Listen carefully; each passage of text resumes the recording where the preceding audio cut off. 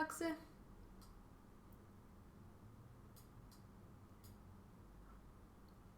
How's it going, my man?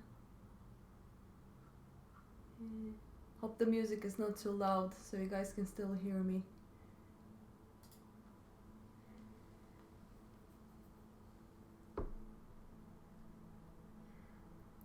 I am trying to figure out this actress, and I got this cool idea that I want to do with this illustration right now. Well, not quite illustration, but it's more like a print commission. And I'm trying to make it look more like the actress that played in the movie during that time, because most of the reference I have is when she's a bit older, and it's kind of hard because I need to make her look younger. So I'm trying to fix I'm doing okay.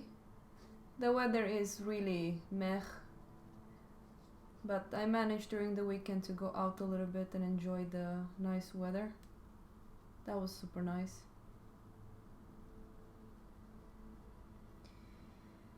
I just realized how long it takes for me to actually fix everything for the stream.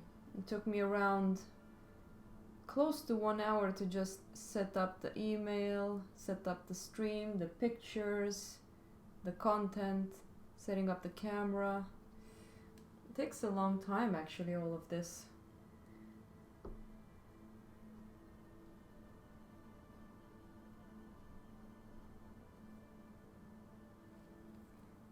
That doesn't really work, that value over there.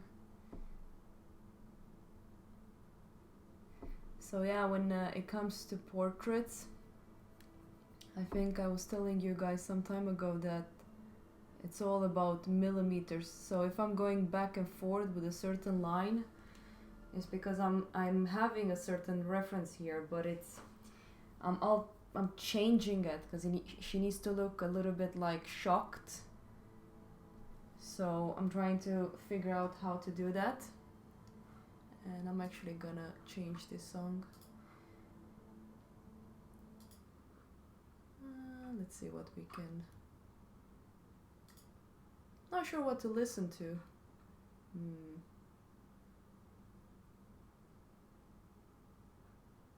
Maybe this one?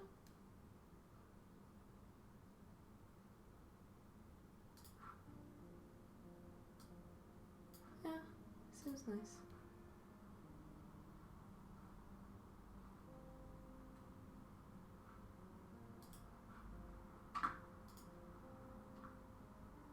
There you go. So the thing is that when I look at the eye, I need to make this point the highest, and then I need to drop this one down. The reference is similar to this, but I know that if you want to make someone look a little bit shocked, you need to have a little bit more space around the eye. So I might need to open up the eye a little bit. And it's always like that when you're copying something, if I can put it in those terms. I'm not really copying, but the reference is there, and we're so sensitive to, you know, recognizing people. If I don't do the changes correctly, it will look weird. So I'm trying to figure out.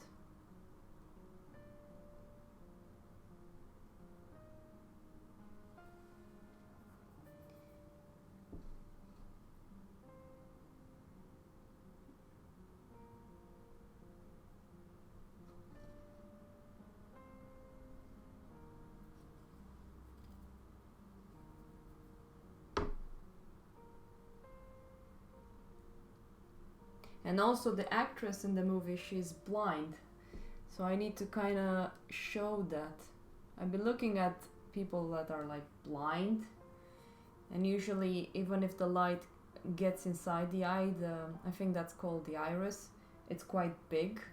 It's not like us where it's not like people that can see and the iris gets smaller, I think, because there's more light. So, and I'm trying not to make it look cartoony, which is really hard.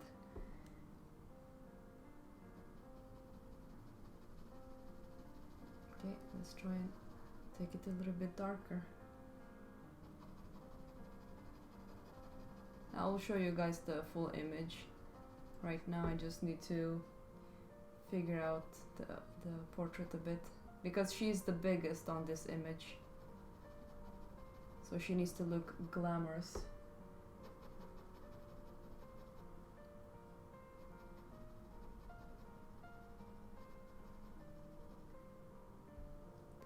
Hello from Sweden! Costa Rica, nice. Here is like super cold. As I know, that's a warm place to be, Costa Rica.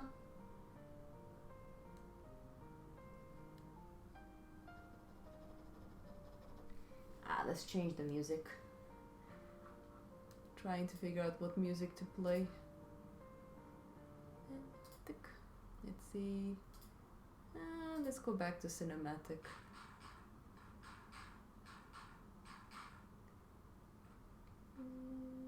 Oop.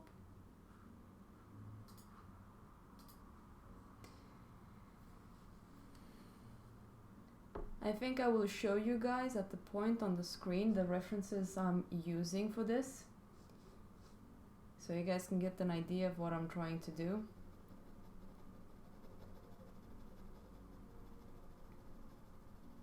So right now, at every little angle that I'm looking at, I'm just trying to place it in the right area, the right proportion, so it will look more and more. Because this actress, in some images, she feels like she has a very round head. In some other images, she has a very elongated face. So I think it has to do with the lenses that they used when they were filming the movie. Because somehow, it's like, I feel like I'm going in circles with a face. I can zoom out so you guys can see a little bit. Right now you also have the image a little bit skewed, unfortunately, but the distance from here to here in some of the references with the same actress, it's much shorter. So the one that I'm using, that is from the movie from 1986, is called Manhunter. It's very wide. And then I looked at Face Off. I forgot the name of the actress, I'm gonna check, but she plays in a Face Off from 96, I think. She's much more elongated, and this is more shorter. So I'm like going in circles, playing with both references. And she also, it's, you know, it's a big, well, big. There's some years that has passed. So of course, with time we get older and all that stuff. So that's what I'm trying to figure out. Maybe this is not the most interesting project for you guys, but it's a commission and I need to do it. We'll see if I'm gonna stream till 5 o'clock.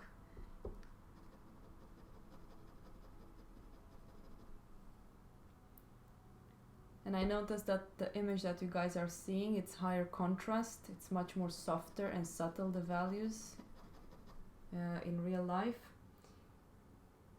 I wonder if I made the eye too big. Yeah, let's cut a little bit here. It's too pointy, this little shape here. So right now it's all about millimeters. So that's one reason I was thinking, like, should I stream this, since everything is such a delicate change? People might not even see it through the stream. So we'll see how long this will go. Yeah, okay, Axe. I'll keep streaming. Yeah, I was asked by someone if I smudge when I use pencil. I don't remember who it was, but yes, I smudge a lot with my finger as well. Oh yeah, this shadow, the distance from here to here. Okay, we have some talkie music right now. I kind of like it though, but I'm gonna lower it a little bit more. There you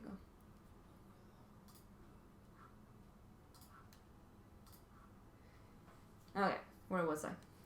So in the image I'm having, the distance from here to here, on my drawing is too big. So I need to render the shadow more on this side and cut this little shape off. But the thing is that in my reference, the eyebrow is not like this. She has more of a face of like, whatever. But the other reference I'm using, she's more distressed. So let's see how I can figure that one out.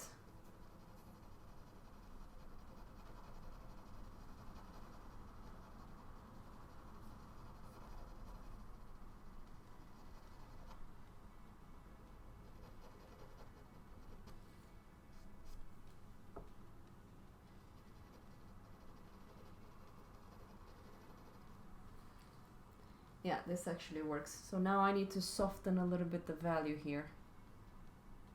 And I use soft eraser. I use hard eraser as well, but in this case I'm trying to keep things quite soft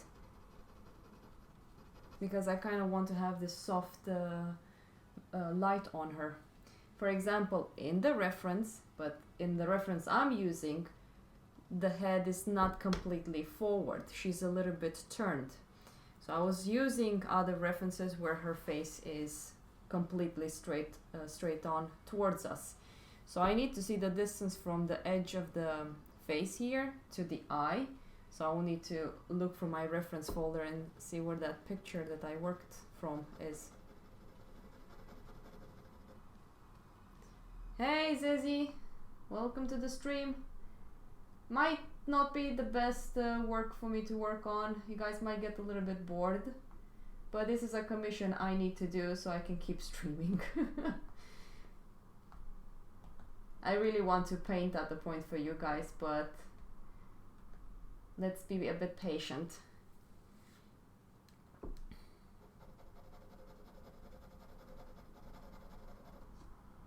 So right now I'm using a reference of the actress from Face Off.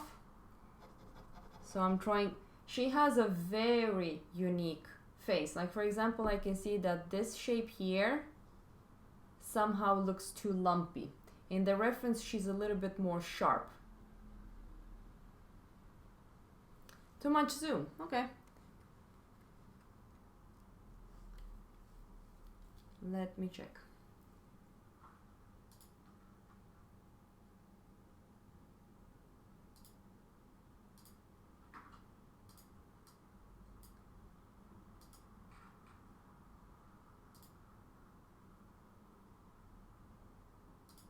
Is this better?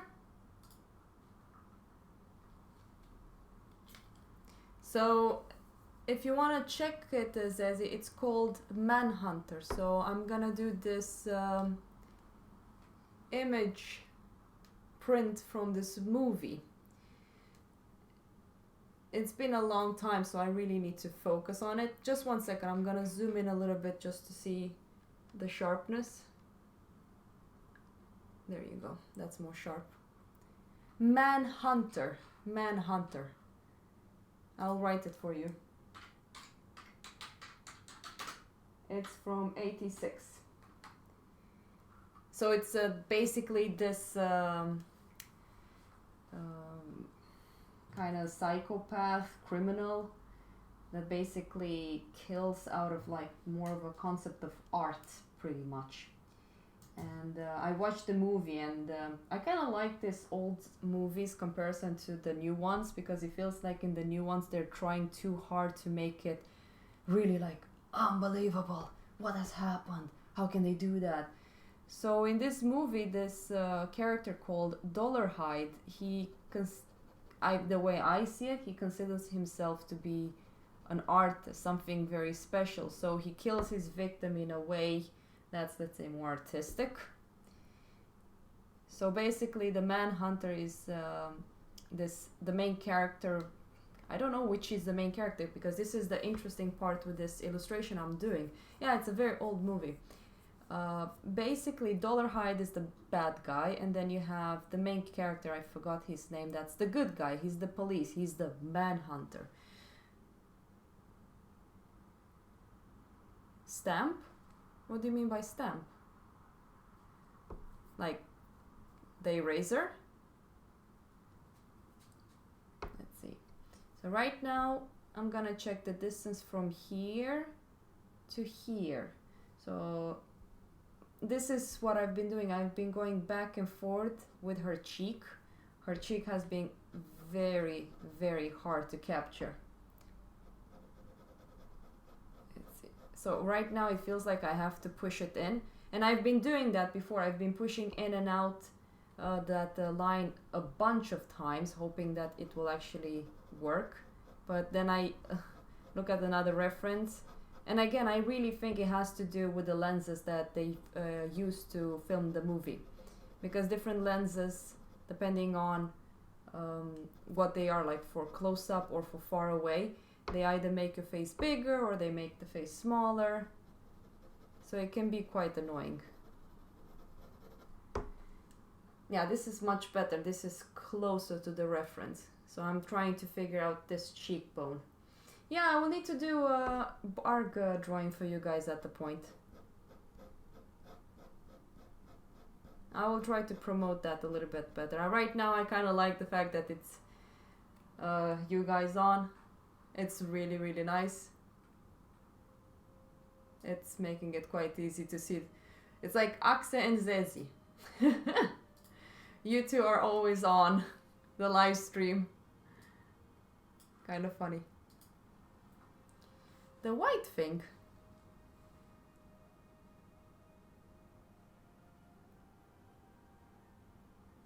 Are you talking about the stick?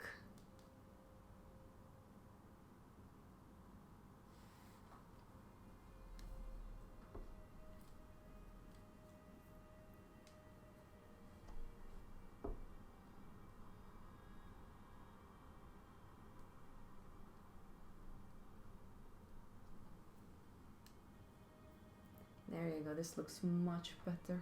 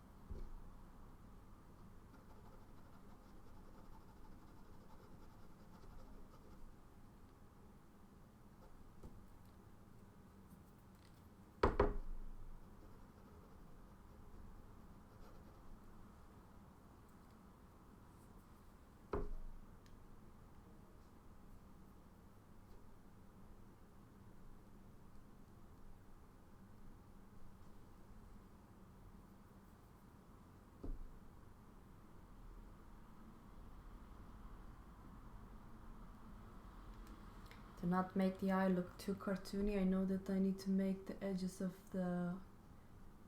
this shape, the eye, a little bit softer. Because before I kind of didn't like it. I will need to fix the other eye as well. It was a bit too sharp, and I kind of didn't like that. So I think now it looks way better. I will need to darken the nose, and then this whole part I will need to darken because this is the first layout. And then I need to fix the hair, and then in the end scene she actually has an earring, and that I really wanted in because then that's when she realizes that she's pretty much been fooled. I think you guys should really watch it. I really enjoyed the movie. It's cheesy in a weird way, but I think it's more fun to watch this type of movies than what they're trying to do nowadays.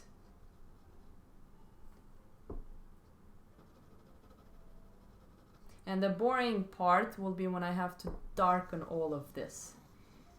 So this is still very bright, so I'll need to go quite dark within that shape. So it's gonna take time, all of it. Let's see, this is a 0.7.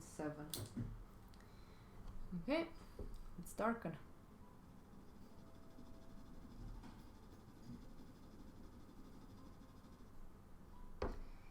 I'm not sure if I really want to overdo it.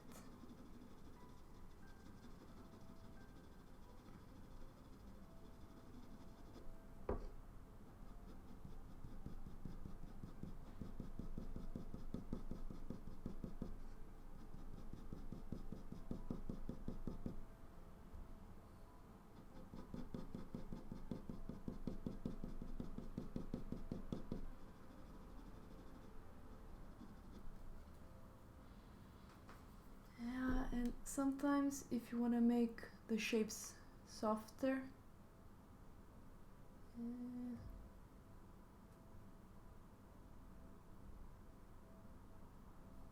you go. I also have a stomper, so I can soften a little bit the area. There you go.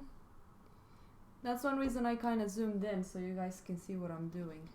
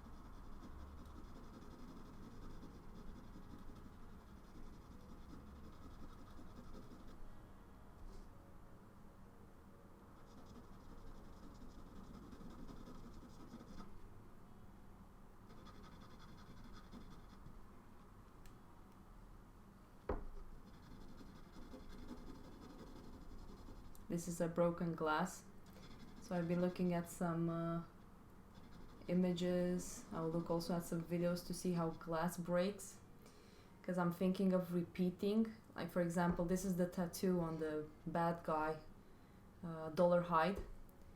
So I want to see how I can repeat certain shapes in other broken glass. I think that can be quite interesting.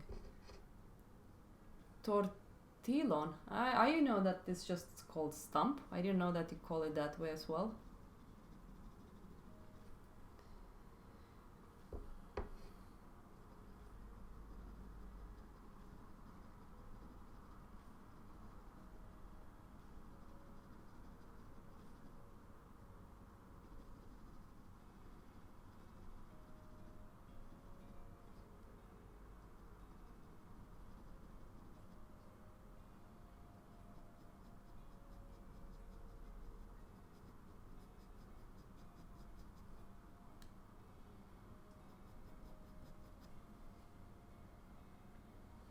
Yeah, I think I have. I mean, I am using a stump right now. If you're talking about the white little pen, kind of sponge pen.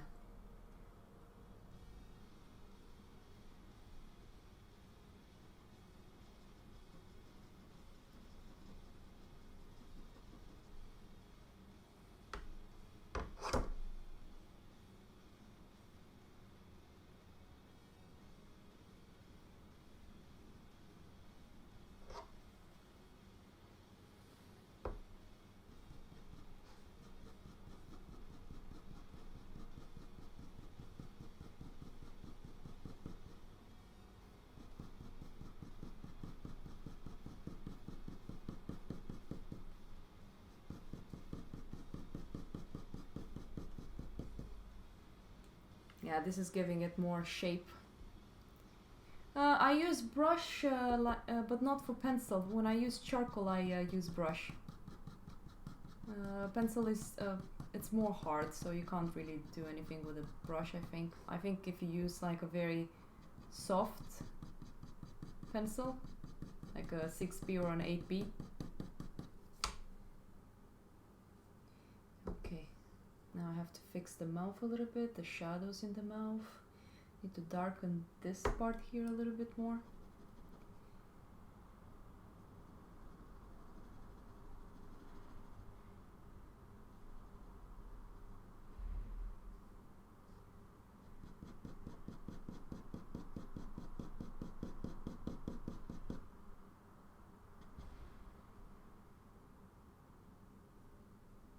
Well, the way I like doing my shadows, I do them in steps. So you can see that it's quite bright, the shadows. So I like to create what I call them gray values before I actually start pushing to get my darkest darks.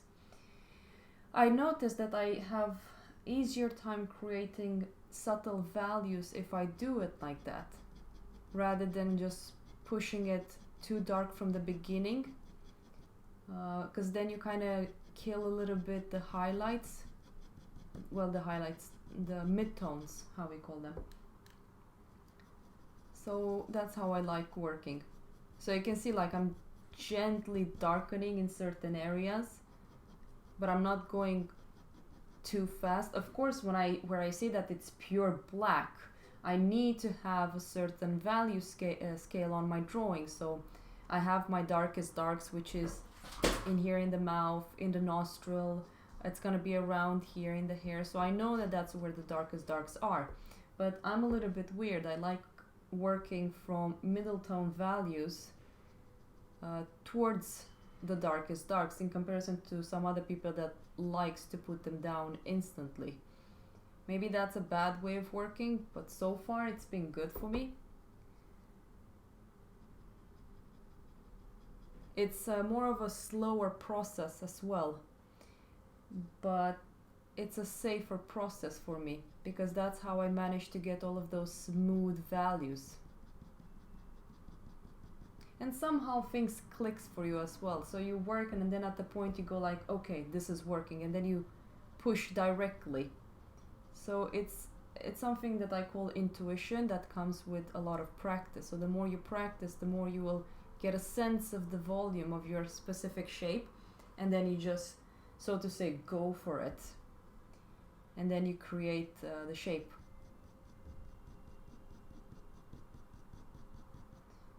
The thing with creating soft values, I think it is all about a lot of patience and building up the surface towards it. That's one reason when you're doing this type of academic drawings, it takes so long time to render, because you need to be so gentle.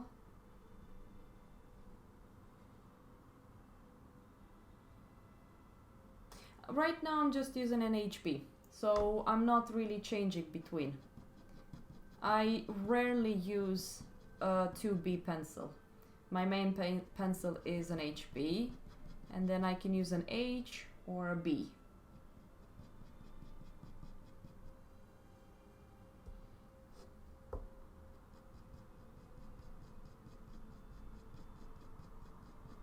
And right now I'm not rendering like this. I'm doing line after line after line. So I do one line, and then I go back, I do another one, then I go back and I do another one. So it will be smoother. So if I do it like this, well, somehow it's not that big of a control, because you get all of these dark spots. Let's zoom in on that one so you guys can see. So you get this little annoying dark little spots in here. So what I like doing is this. So you can see I do line after line, and I gently, so let's say that I want to have a smooth transition, and then I start pushing it a little bit more, and then I create, then I push, and you get this nice little transitional value. That's how I like working. Okay, I hope I can erase that afterwards.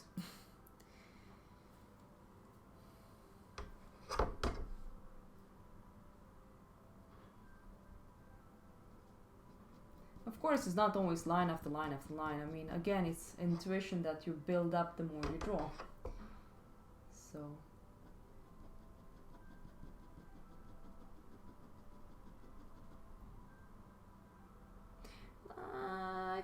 this is quite of a smooth paper, but I've noticed when I go dark, it's quite frustrating. It leaves this annoying patches of texture. So when you're smooth, the paper is great. But once you start going dark, it feels like the paper is not thick enough to actually sustain heavy damage. So it becomes quite hard, because when I think that I have to go dark within these shapes, I'm kind of losing it a little bit, because I need to be careful once I go dark. If I want to erase, it's going to be pretty annoying because the paper will be damaged, and I know that I have some shapes right now that I want to erase, and I actually pushed and went quite dark. Yeah, I mean, you can get very smooth paper. I think Bristol board paper from Canson or other brands, that's really, really soft. I've done a drawing on it. I don't think I will do anything anymore. I'm not a particular fan of that smooth paper.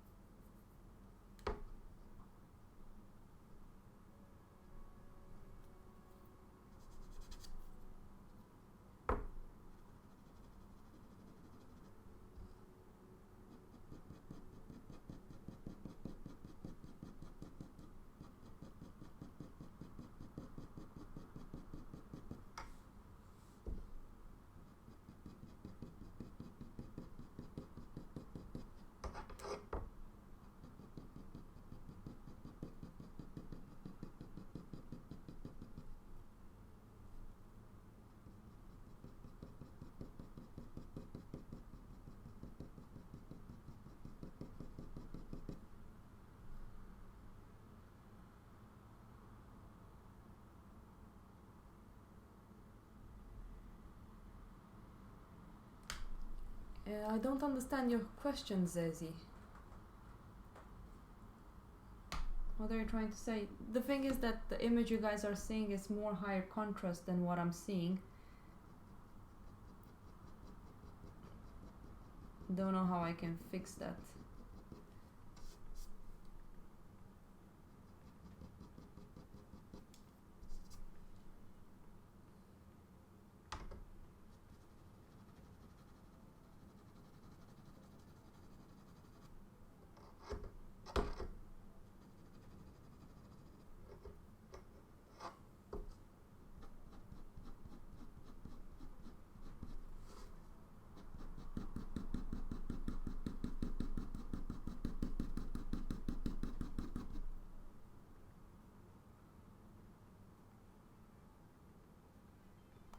Pedro, leave my channel if you don't like me touching my drawings. I will smudge the hell out of them. Hey Pedro, it's good to see you again. Well, see you. Read you. That's a little bit awkward. Yeah, this paper, I love it when I don't have to go dark on it.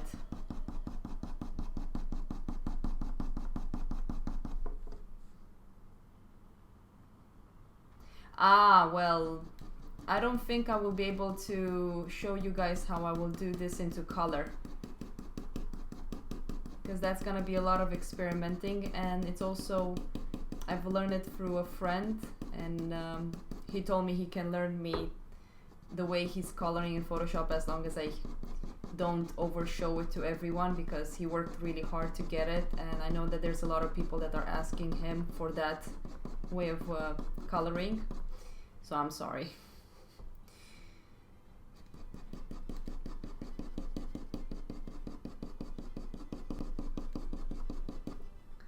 Yeah, this is gonna look nice once I go dark, because I do wanna, let's say, the academic way. What's in the dark, it's not gonna be as detailed.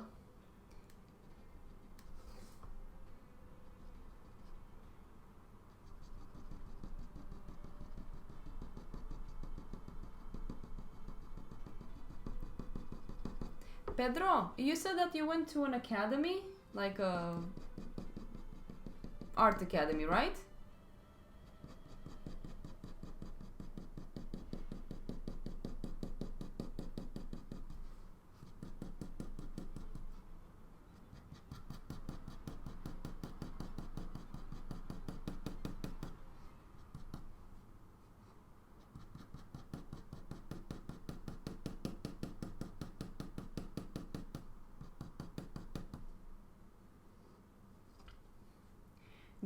So you did barks, right?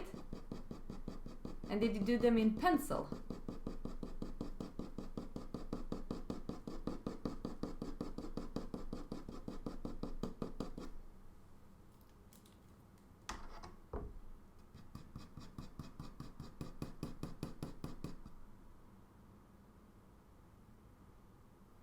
Normal method. Oh yeah. So you spend like months, I guess. Well, months, Jesus, months. Weeks and days on one of them. My charcoal bark, yeah, it takes forever. The charcoal bark I did took me 1 month to complete. I almost quitted my school, I remember. I so hated it.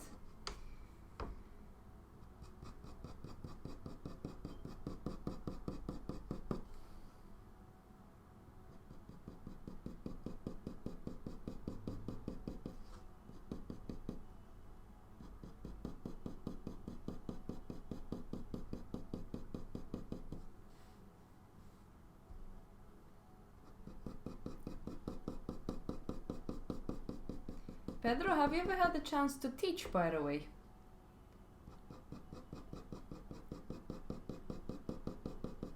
I'm actually thinking how I can do a bark drawing so people can see. Oh yeah, oh motivation. I should show you guys the weird creatures I started seeing on my barks, and I started drawing them because I was just seeing weird shapes in my barks. Okay, so you haven't teached. I was wondering how I can actually do a bark on live stream. I was thinking of doing it digitally so I can have easier times showing people how I compare. Or make a combination between digital and traditional. That will take a full day, that's for sure. Not even sure how to do that.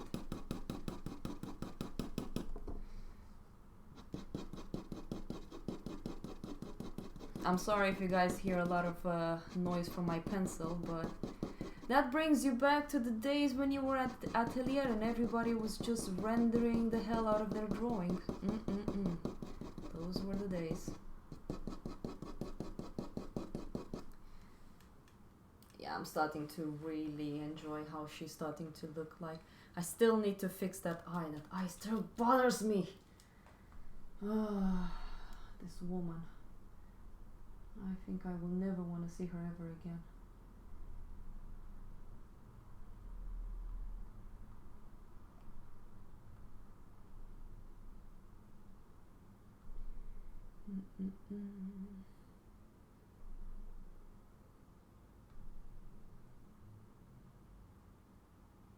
Like her right eye goes more towards the middle, because you know not everybody is symmetrical. We are very different. Okay, so this part over here.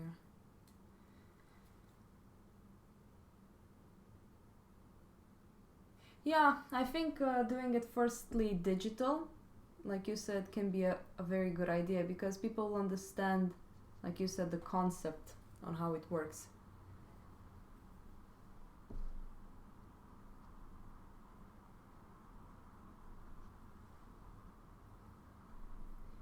Oh my god, that eye. I have no idea how many times I've changed that eye. This is turning into a barg, I swear to god, but a barg with different references.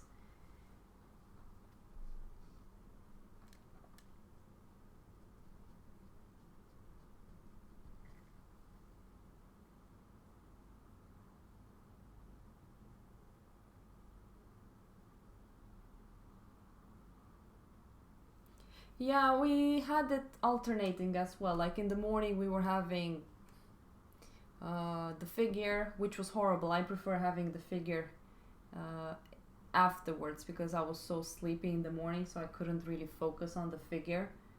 It was really, really hard.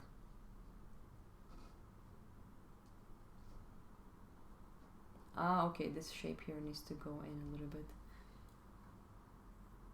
Eyes are really difficult because the thing is that they're not symmetrical. And I notice a lot of people have the tendency of making portraits extremely symmetrical. But this actress, for example, you know, you have, they explain to you, I'll try to show you guys, in a more blurry part of the drawing. For example, you have a nose. So these are the nostrils. Whatever. So they say that, oh, the eye lines up like this with the down parts of the nostril. That's the first thing we kind of learn about eyes and stuff like that. But at the point I got very kind of pissed off and I was looking at myself in the mirror, and for example on my face, this point here goes so much more in, so it doesn't really line up with the edge of this, of the nostril, and this eye pretty much lines up a little bit with that point. It's the same thing with this actress. The frontal, this part here, this point, is so much more in relationship to the nose. So a lot of people will be like, because I notice people that don't think that we are not symmetrical, they go like, yeah, but that point is to line up with the edge of the nose. And I'm like, no, look at yourself in the mirror and you will hate looking at it afterwards, because you start seeing so many asymmetrical shapes in your face. And that's the one reason I have hard times watching, like for example, I play World of Warcraft, and one thing I can't stand when I look at the faces in World of Warcraft is how they just copied, paste, and then like copy and flipped horizontally the face, and they look so bloody symmetrical. I just want to go like, huh, laziness. You guys are so lazy to model that bloody face. You get so much money and you're lazy to goddamn make the face model correctly and don't even have that many faces to choose from. Ugh. Blizzard. Well, Blizzard. Companies.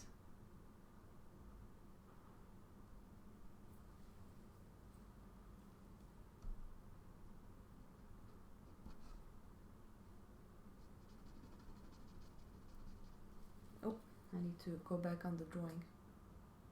There you go. Let's see if it's zoomed sharp enough.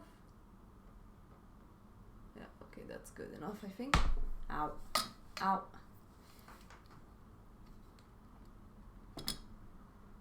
There. Okay. I'm trying to make sure that you guys can see what I'm doing.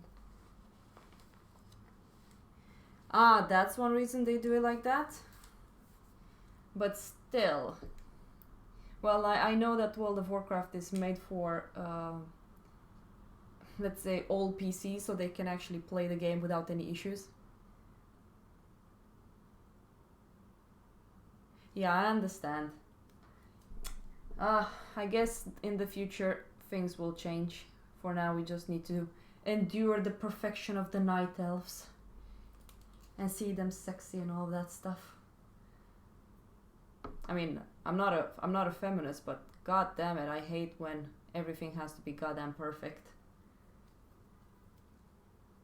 I want to see something ugly. Ugly and beautiful. Ooh.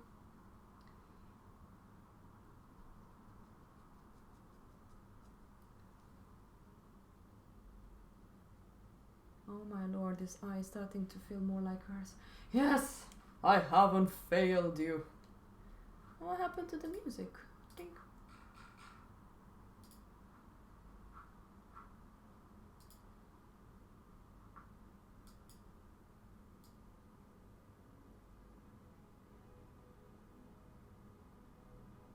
There you go. I hope you guys can hear the music.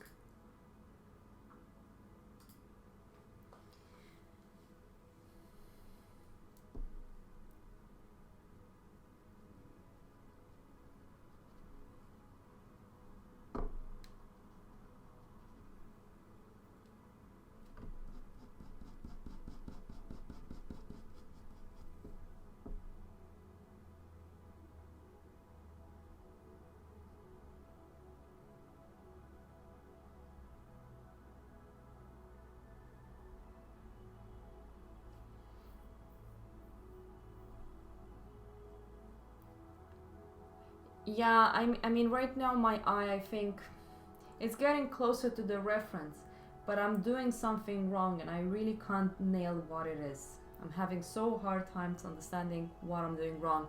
But you know how it is, the more you spend time on a drawing and the more you look at a certain point of your image, you are starting to get blind. That's one reason what Pedro said, that you have hard times keeping motivated. I think in my case it was that I couldn't see anymore anything, and that's one reason I think barks are so good to go through them, because it teaches you and it forces you to develop your eyes towards your subject, to see the smallest little shifts in values and lines and what it represents.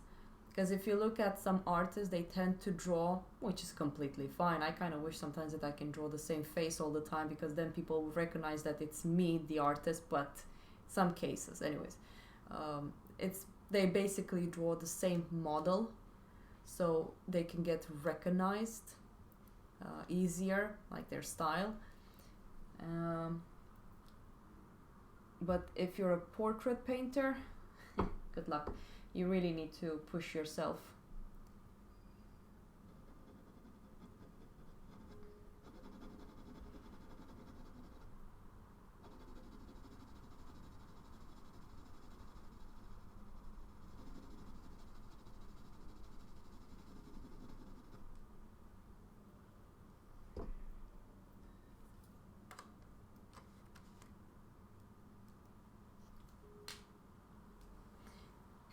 I'm gonna push the camera a little bit back.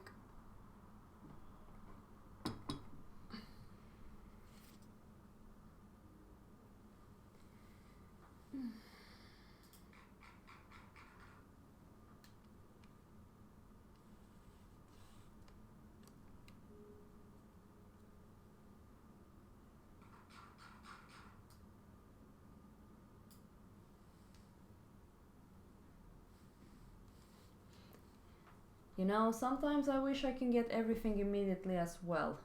Like, you know, have a 80 square meters apartment in the middle of Stockholm and all that stuff, but some people don't get that instantly. There are some people that gets it fast, depending where they were born in, but I don't have that luxury, so I kind of need to find ways to be happy with what I have, and I really am.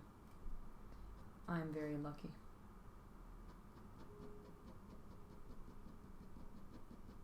But yes, when it comes to art, sometimes I just want to imagine it, just look at the paper and things just comes alive. And I think that type of technology will be invented, where you just put something in your head and you pretty much imagine it and the computer just draws it for you. That's when things will kind of end.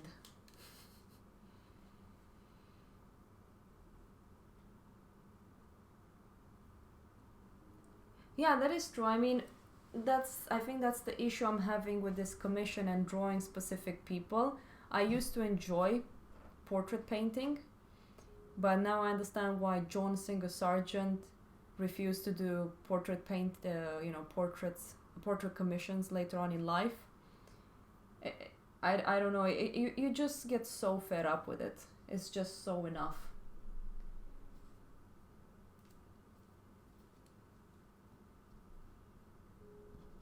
And people are like, why did you... Because the thing is that we need to understand that when we look in a mirror, we see ourselves flipped horizontally. So people have issues with that. Oh, you made my nose too much like this. Oh, my mouth doesn't look like that. I look too cranky.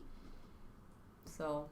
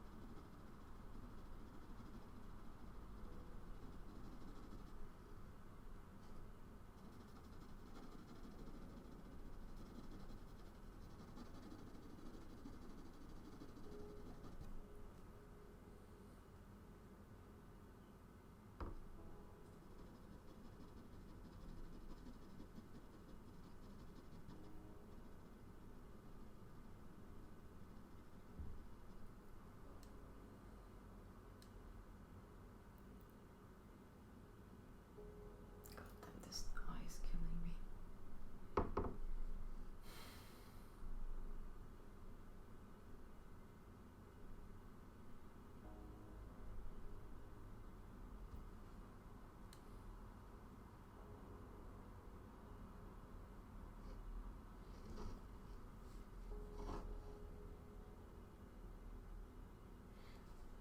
Oh yeah. I wonder sometimes if he had no choice but to do it so he can please the customer. That's something I've always wondered. What do you think?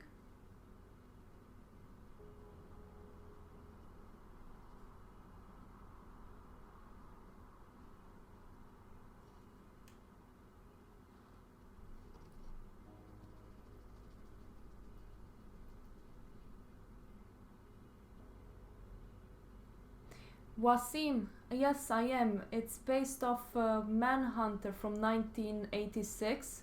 So right now I'm using more than just one reference of this actress. So I'm trying to make it look like her, which is really challenging. It's easier when you have the model in front of you because you get a sense of the volumes. You know, it's real, it's there, you can sense the volumes in a more of a 3D form. So now I'm like looking at flat pictures, which some of them, depending on what lenses the film producers used, it's either very square face or elongated face. So I'm having some challenges actually making this work right now.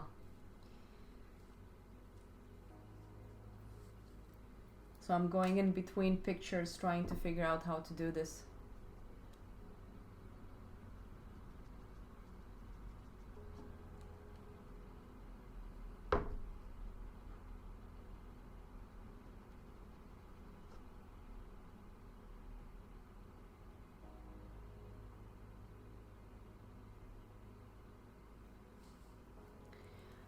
Yeah, I agree with you.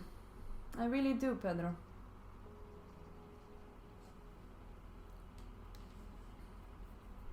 I mean, you can just look at photographers.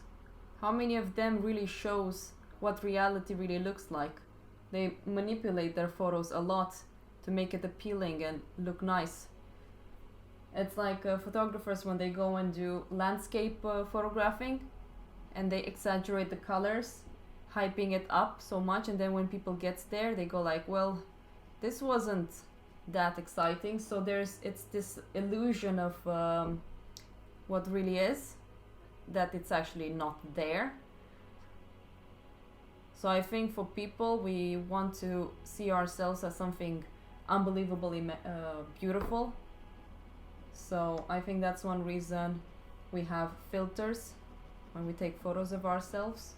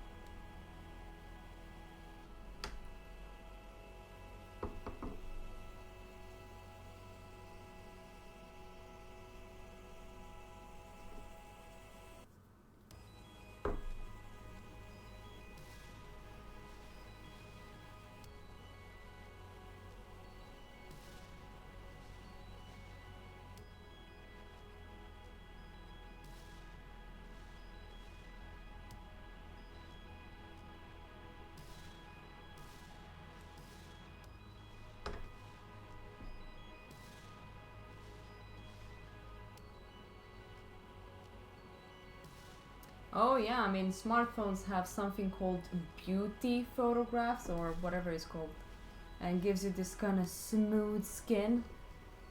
I'm like, Jesus Christ, I want to see some pores and some zits on that fucking skin.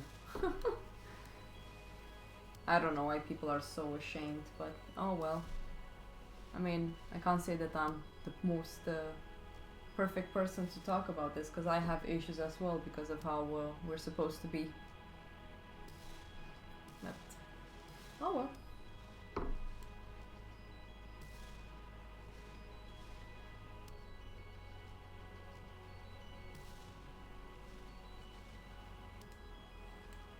Okay, the eye is starting to feel much better now.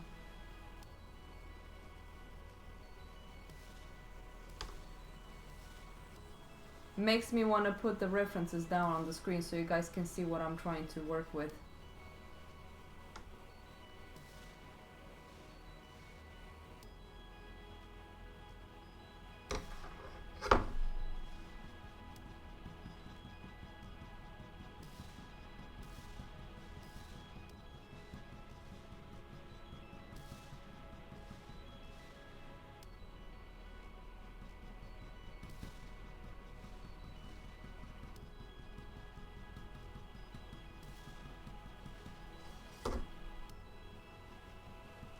It feels like I'm drawing my mom when she was young. This is unbelievable.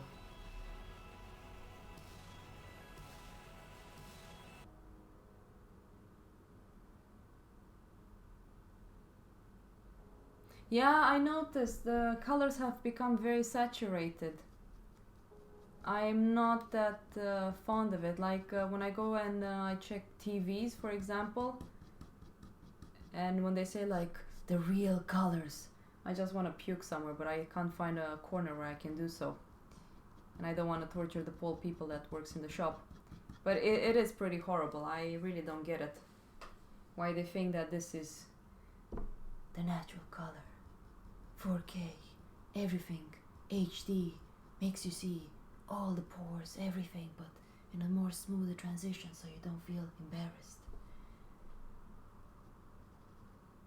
Horrible.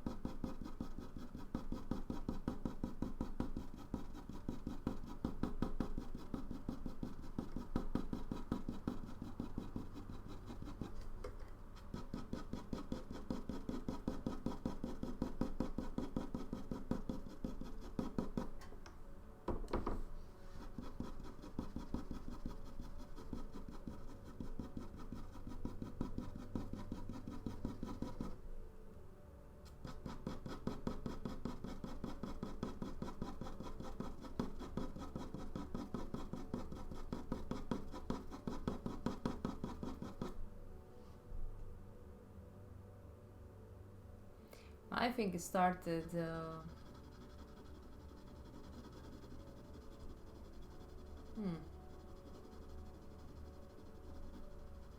since oil painting. How many paintings do you see with, you know, painters actually painting pores and stuff like that? Everything is so smooth and pretty. God damn it, we've created this monster of a trend. We're the ones to be blamed.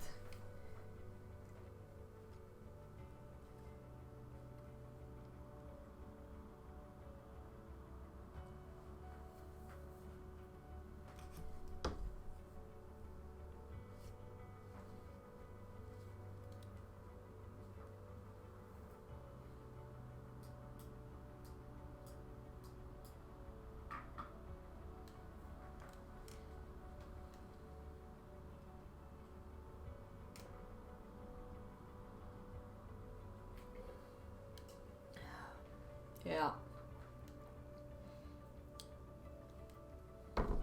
Or like that Windows image when you were going inside Windows XP.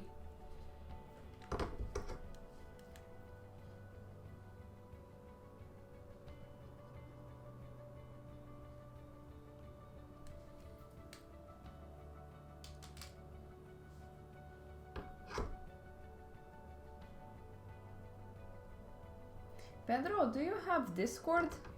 I've already talked to another friend from Romania, and I have to check his messages, but he said that we found to join for a Discord talk at the point. Yeah. Was it a tree there? I think it was just a green field, and I think that field right now is like yellow. Of course, because there's no more rain.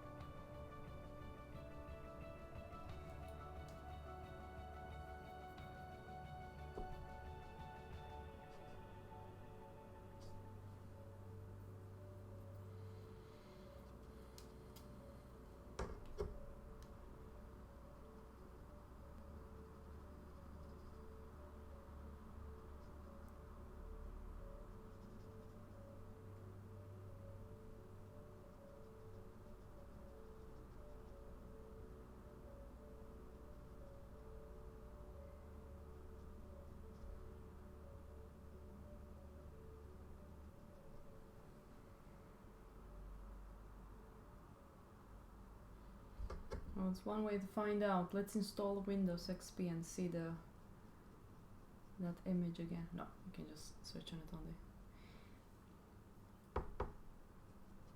I see. Okay then. I mean, I would love to invite you one day and some other people on the Discord and just talk. That can be super fun. Of course, if people are comfortable with it, it will go live. It's not like I'm Joe Rogan, but I'm trying my best to draw and talk at the same time.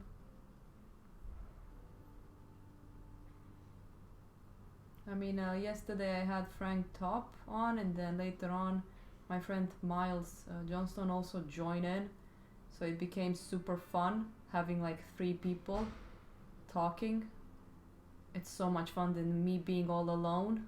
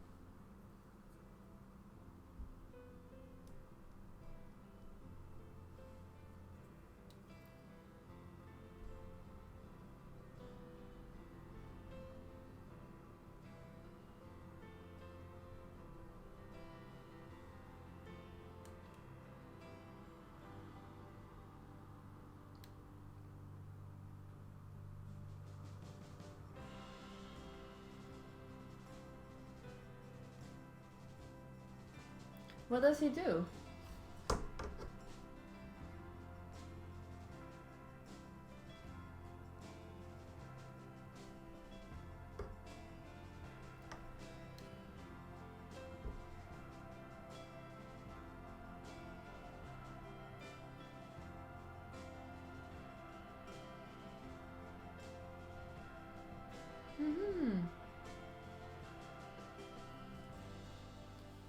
Yeah, I mean,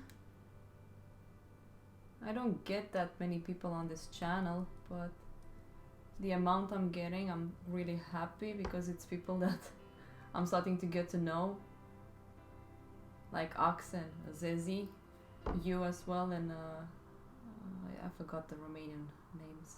Mateu? I'm so bad with names.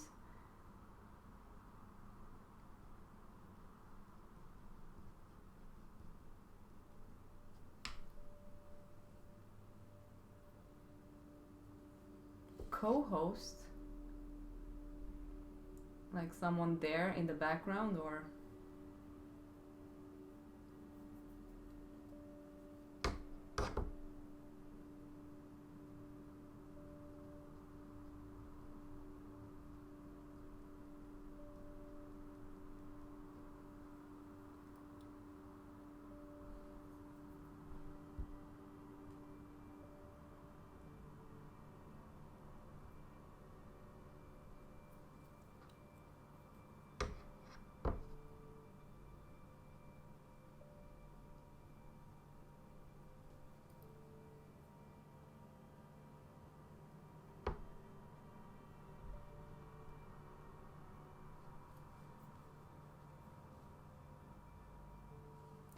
Ah, that's super fun.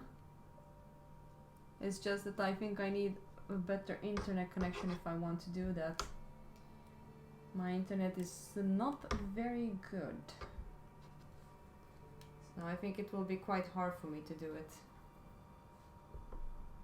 Okay, let's look up blind eye. This is getting a little bit ridiculous.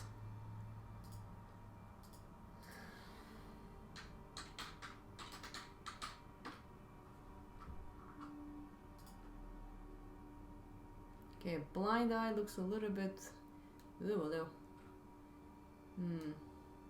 Doesn't need to always have the pupil big. Okay.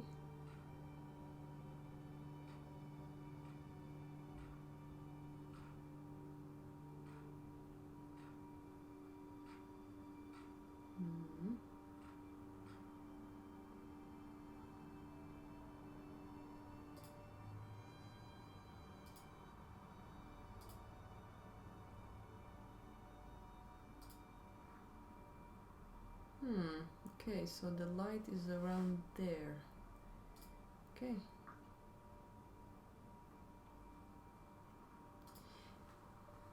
Yeah, so then people can have two streams to choose from. I remember a long time ago I joined his stream when I was in school. And that's about it.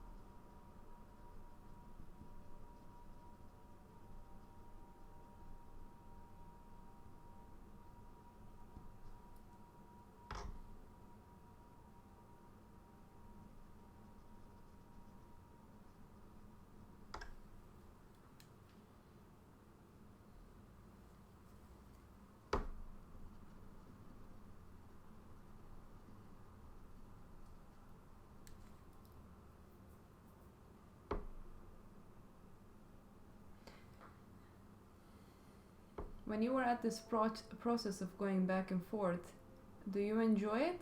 Or do you like it more when you're drawing fresh?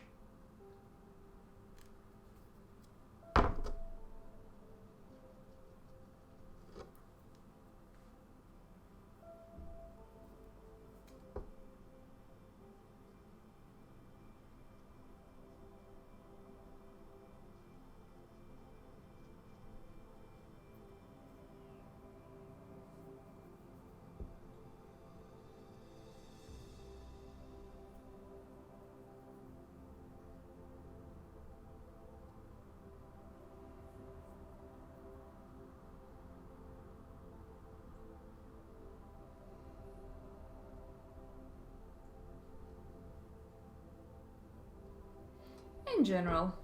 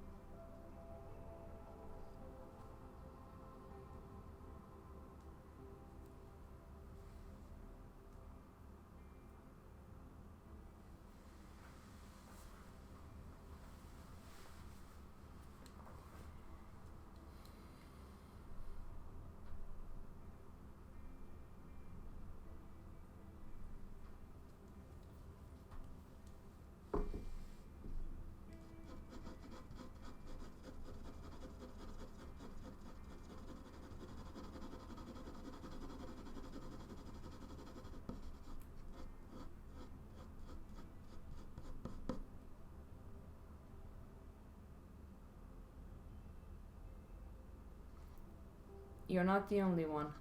I think I'm the same. When I start rendering, somehow it's like your drawing is going through some stages. When you do the sketch, everything looks so loose and beautiful and simple, and then when you start rendering, it's like it's going up a scale, you know, of how it's supposed to look. So everything looks out of balance and bad and yada yada yada. So that's how I feel right now with this drawing. Like I have parts that I haven't figured out yet, and then the face and the eyes pretty rendered, so it looks a bit weird when you look at the drawing.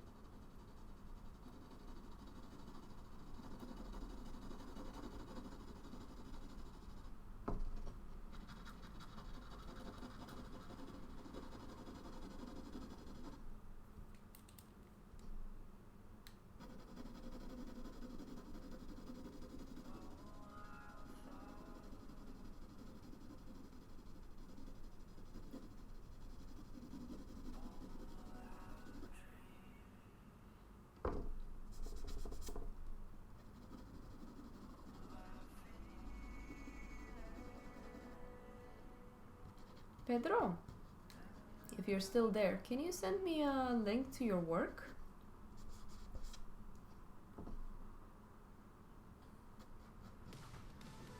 Yeah, I understand what you mean about trusting the process.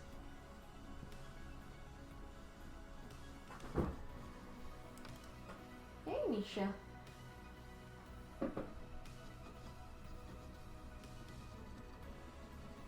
That was my cat.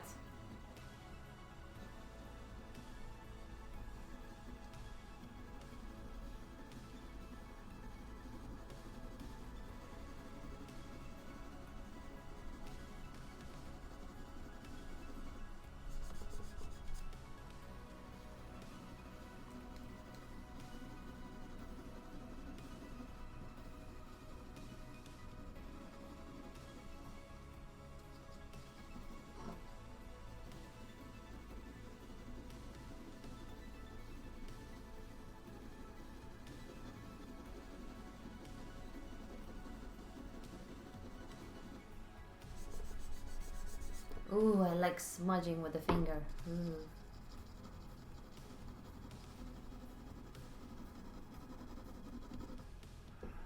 I barely use ArtStation, but you can send me ArtStation, I can check it out.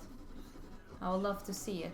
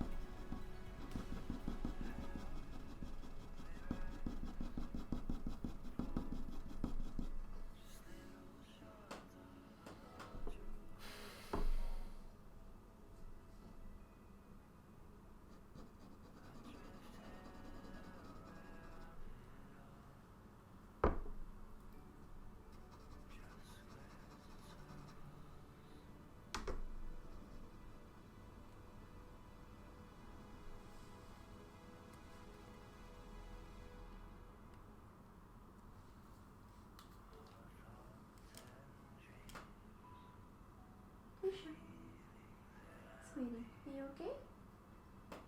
Yeah.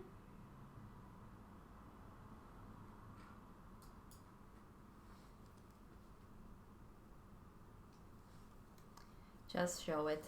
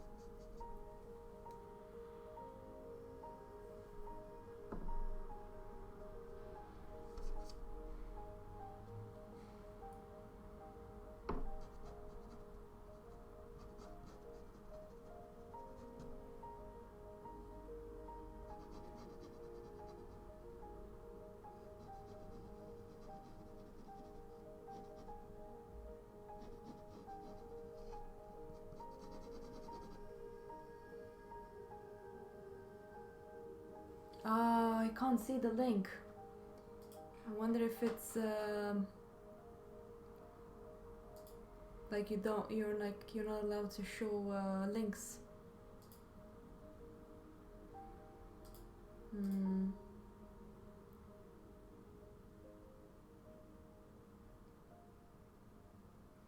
I think it might. Can you just send me the name? Like, don't copy paste the link, just write it yourself. Yeah, I'm not sure where I can go to take that away. That's so stupid. Well, I understand why. It's like you get people that paste porn stuff on. All messages are visible. Top chat. Some messages such as potential spam may not be visible. Okay, now I can see it. I've changed it. There you go. Let's check it out.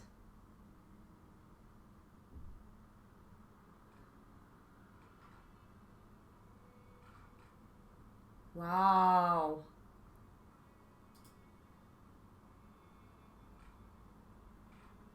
I love the one that where it says paint studies after Portuguese painters. The first one. I love that one.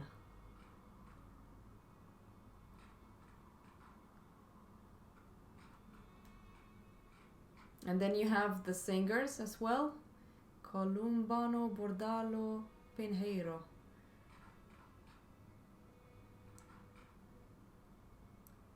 Silva Porto. That's a beautiful one as well. I think handling... I can't wait to just do the best I can with these two commissions I have and then just do a live painting session on stream. That would be super awesome. Oh my god, the insecticide farmer. That one is so good. I love it. It's so nice the way you simplify the cabbage thing. I think that's cabbage or salad. So good. Really great stuff. I don't know what to say about the 3D. It's not like it's design-wise, it's beautiful, but it's not like my favorite thing to go like, oh, the technique is amazing, it's just 3D. But I love the way you're coloring. Like the way you paint, it's so unique and different than from what I see. Like the World War II photo, the way you painted the portrait of this guy, this is brilliant. This is really great. Really love it. Look at those bold brush strokes. Chung chung. Really good. Sorry, I'm not seeing the chat right now. I'm just looking at your stuff. Traditional drawing. Various pieces done in the last few months. Oh my god, look at that cutout shadow. I know that stuff. Bark drawing. Oh, that's the most chubbiest baby kid foot leg I've ever seen. I've never seen this plate. It's the first time I'm seeing it. Nice work with the lines. Really subtle rendering as well.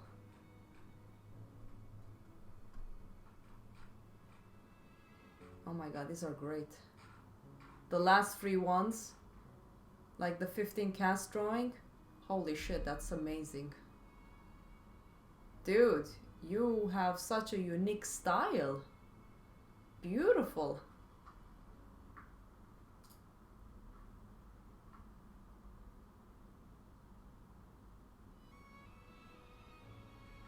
Pedro, I'm really impressed.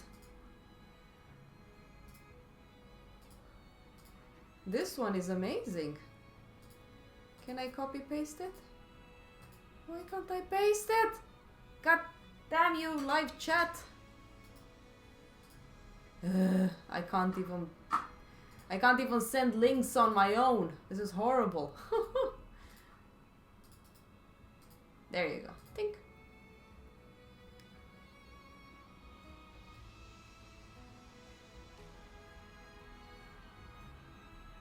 Yeah, but still, it was a good photo you took.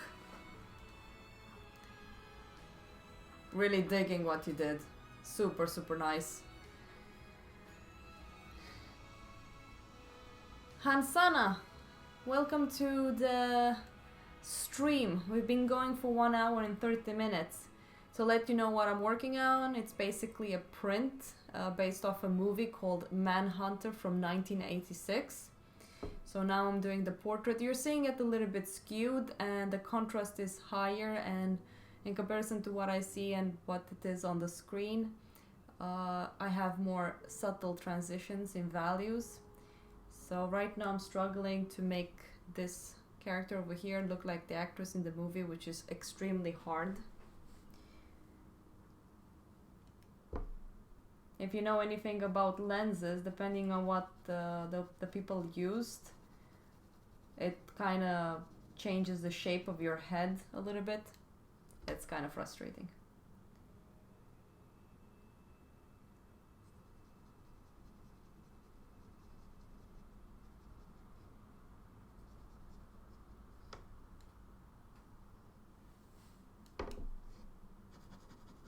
But going back to you, Pedro, I'm really impressed. I love those little digital work you've done. You did? Are you sure you're not just being nice? Trust me, I've been really stressed out with this actress. It's killing my soul trying to draw her properly.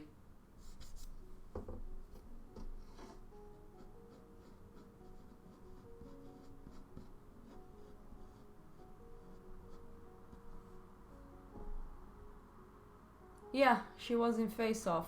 I'm using references from Face Off, but she's older in those pictures, so I'm trying not to overdo it with those ones and still look at the ones from Manhunter.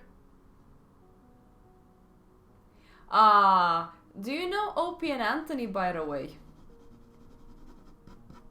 Or do you know Patrice O'Neill? If you say that you know these people, we're gonna be friends.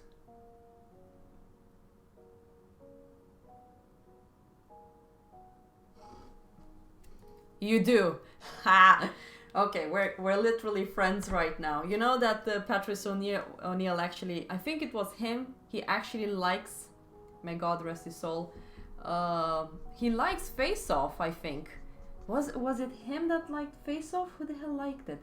Because they were having this radio show where they were talking about Face Off and how creepy it was with his hand just going on top of the face, like, ah. So weird. Love it. It's so cheesy. I love it. Do you know Chip Chipperson as well, by the way?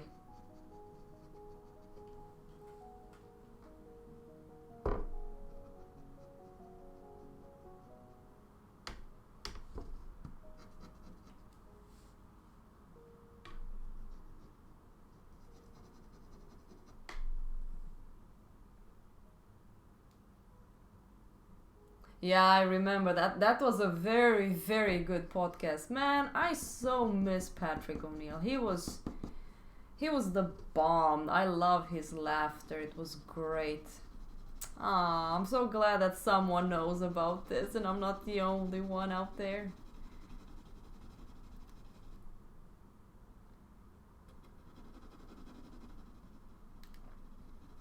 I'm really enjoying. I think Jim Norton has signed a contract with the Sirius XM, or how you call it, and apparently in the contract they mainly want the chipper onto it. So I know that Anthony wanted to hire him at his radio department, but I think maybe Sirius gave him a better offer, which is understandable. So it's not like.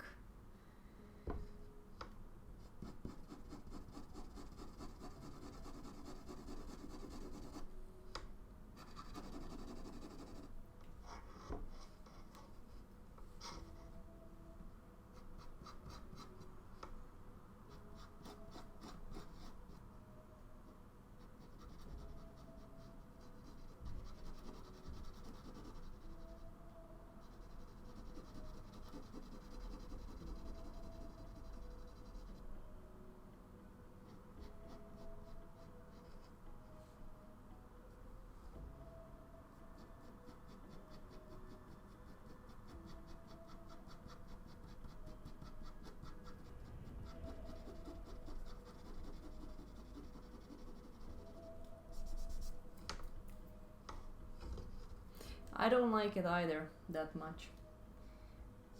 I know that Anthony and Opie couldn't stand each other. I know Norton didn't like him either, but somehow Opie as he was, they were kind of making the show. Opie with his bad pepper taste to the food, if I can say it like that, he was an important cookie to it. It was fun while it lasted.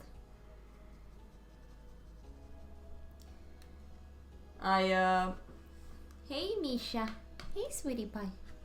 Hey, are you hungry? Yeah? You wanna eat soon?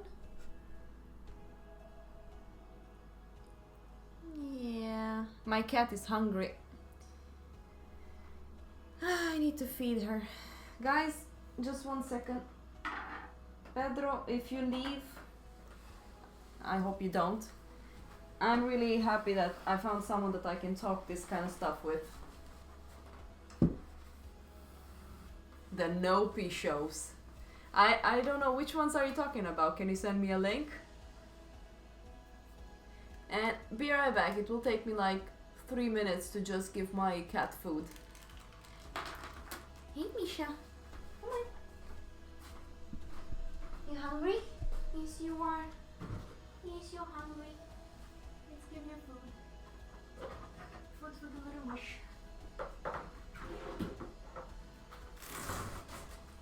Yeah?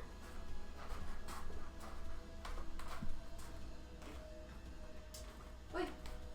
I forgot that I washed your plate, Misha. Stop going around my wires. I don't want to push them over. Maybe not.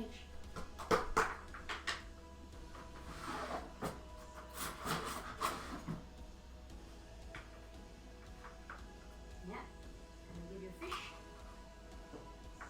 Fishy, fishy.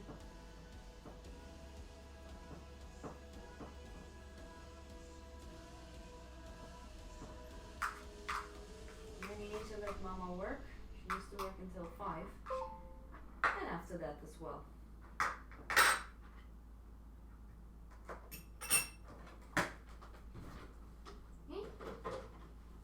All done for the little wish.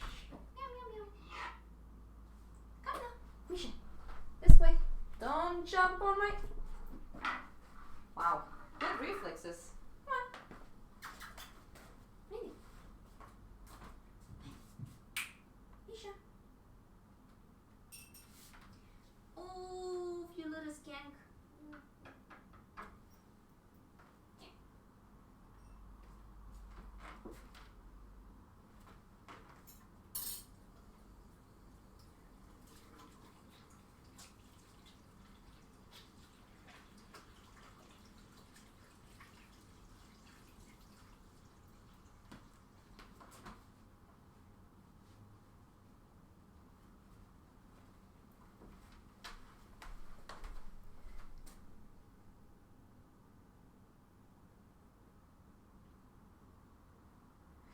Well, it's like Pedro, if you're still there.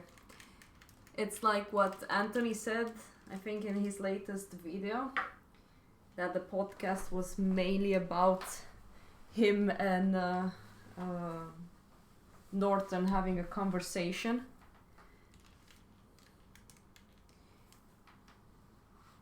I don't know, I think it's just very funny with them. I love when they were, what was his name? Opie was always saying, hold on, hold on, hold on. I think that's the funniest thing ever.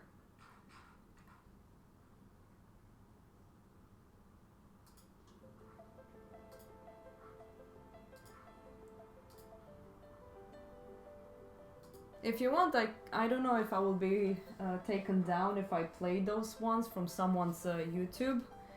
I doubt I will. But I was thinking at the point to just put a podcast on, but I know that it's copyright stuff. So I don't think I can actually really do that.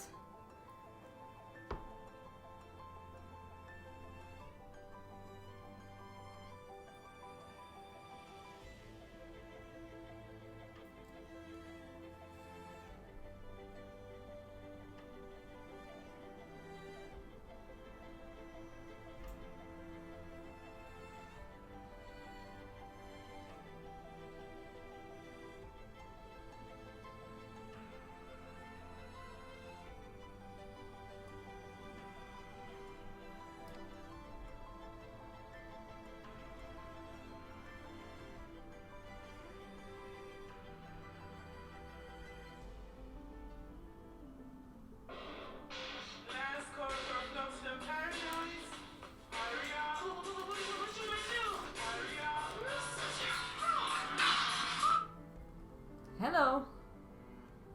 Hey. Hey. I know who it is. No, I'm just live streaming and talking to someone on the stream about Opie and Anthony. Not that if you know about them, it's okay. No. But what is it?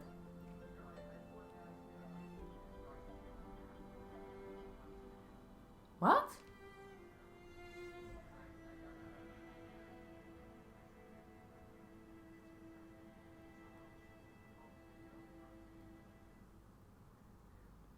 Oh, okay.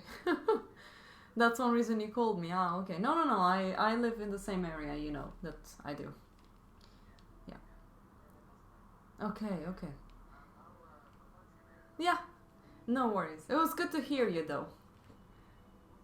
Yeah, we will. Take care. Bye.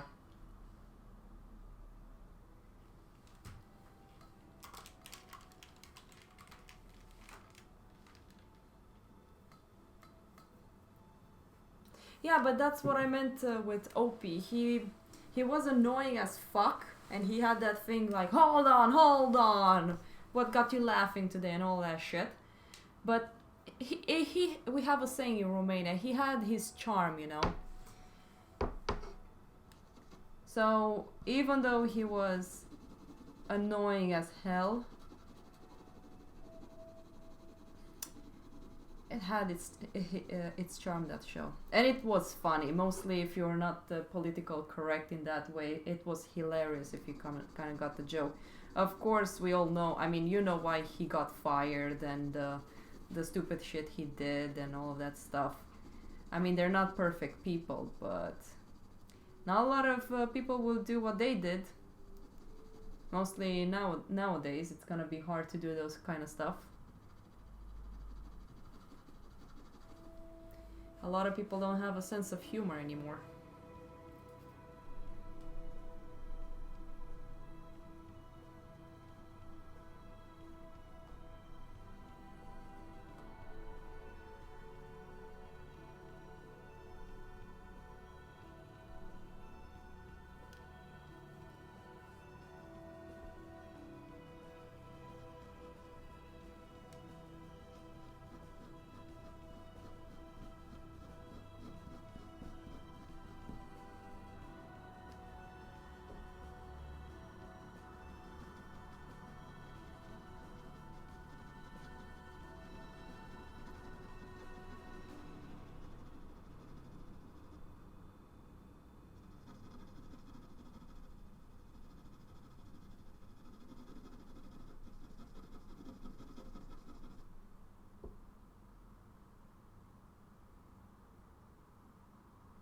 Yeah, I agree with what you just wrote. It kind of got a little bit meh at the point. Another podcast that I usually like listening to is Your Mom's House with Tom Segura and Christina Pajitsu. They're really fun to listen to, I think. Okay, why is this face not working? Something is off again, of course.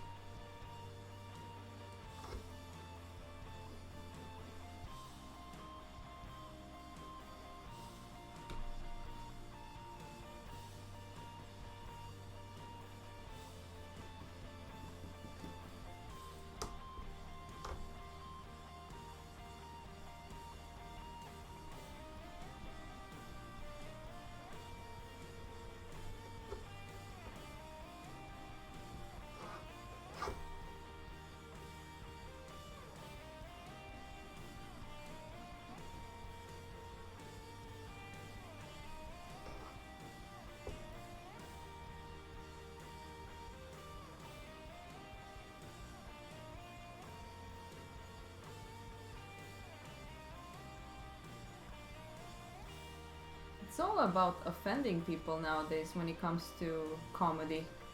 That's one reason I really like. I think his name is Theo Voss. Was it his name, Theo Voss?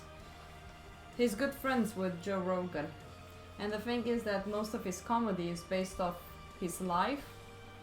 And I think that's funny to listen to it, even though you kind of know that it wasn't very easy for him to do or to be through what he has been through. I think his name is Theo Voss. Was it? No, it's Johnny Diaz. Johnny Diaz. That's the one. He's another comedian that I really love. Like, I really enjoy when he got himself stoned, I think together with his cousin. I'm not sure. And it turned out to be such a funny situation.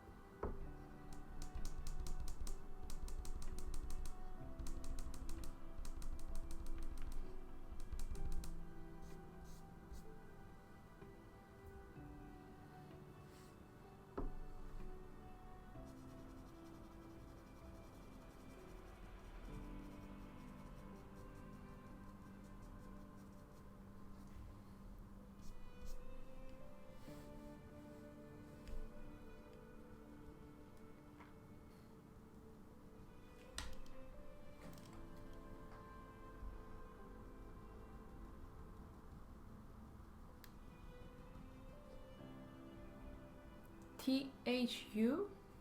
No, I haven't.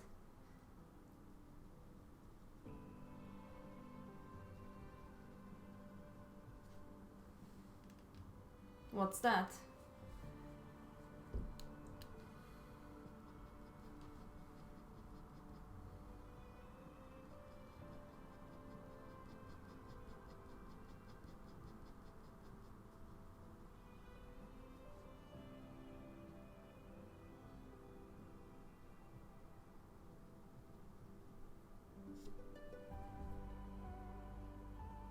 No, I haven't heard of it.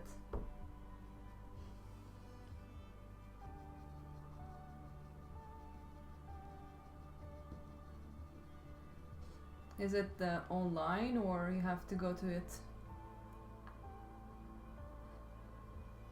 That's fun.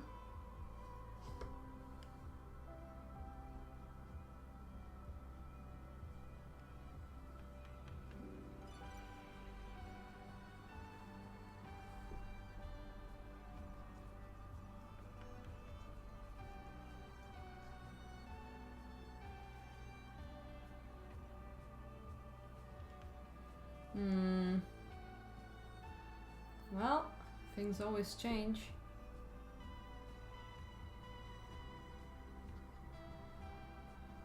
I think I might have seen like commercials of it. Yeah. It's like what happened at BlizzCon right now with Diablo when they announced Immortals or whatever it's called, and it's for mobiles, and then people were asking them if it's a joke, and the worst thing you can ever do is make fun of the people that gives you the money for the company, because someone said, you guys even have phones. So when it comes to this kind of thing where you can interact with the speaker, sometimes you can't really interact with them, because if you tell them that you kind of don't like what they're saying, they will really get butt offended, of course, because they're people.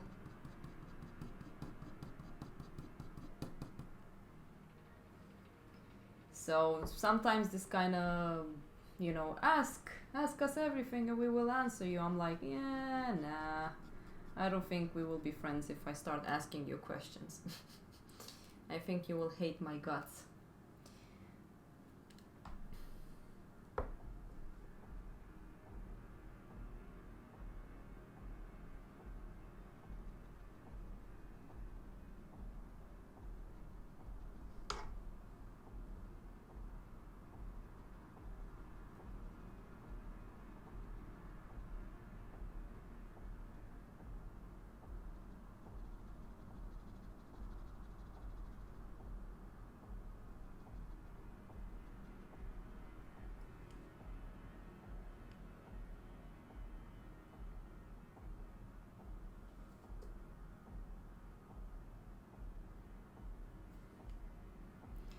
Yeah, it's fun when the people are actually a little bit, you know, not too stuck up with their own ideals. I think the best artist I've ever spoken to was actually Ian McCaig, and at that time, in that moment, he was the nicest person that gave me the best advice ever. So I was so happy I got to talk to him.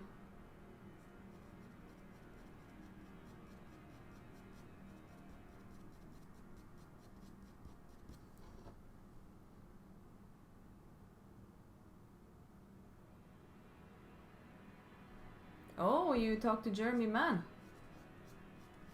Nice. Shoot ha! Shoot ha! Love that scene.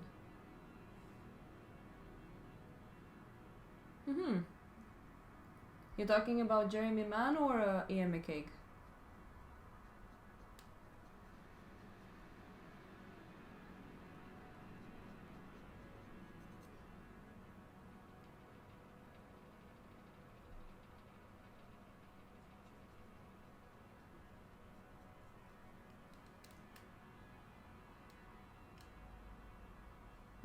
I see. Cool. He is a very nice guy. I really like him.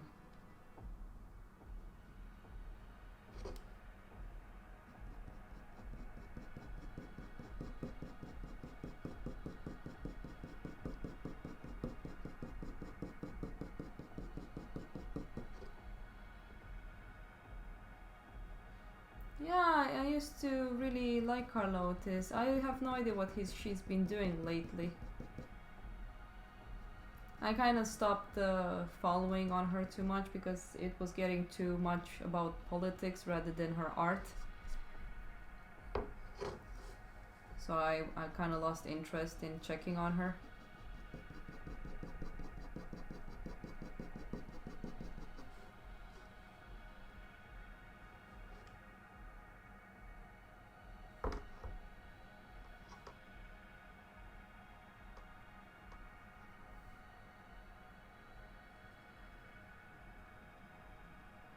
How much does this event even cost?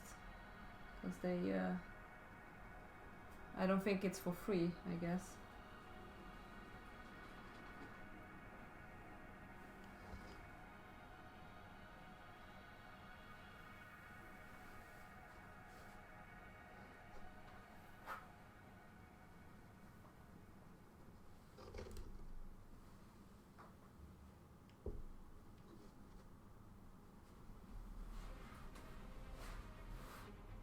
Quite a bit, well, I thought so. Usually this type of art events I'm like, too expensive.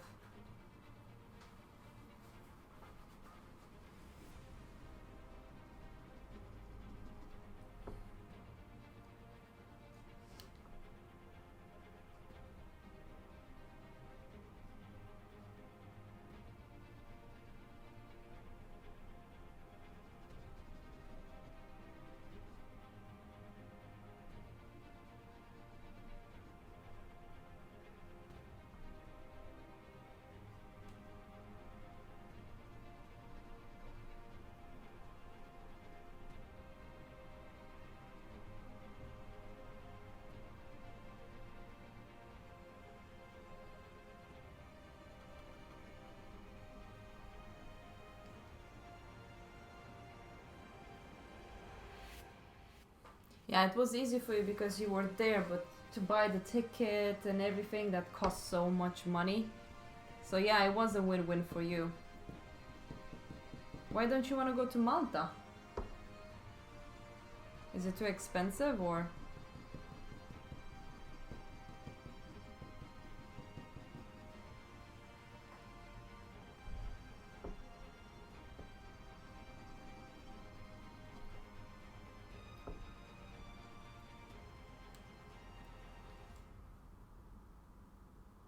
Welcome back, Zizzy.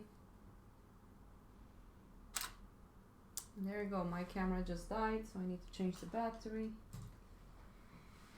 1 second.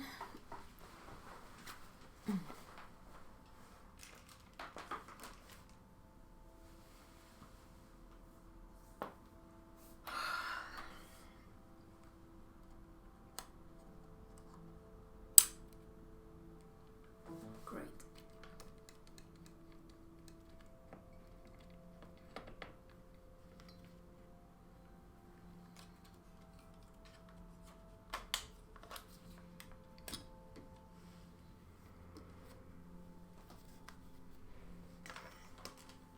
Just one moment, I need to change the battery for my camera.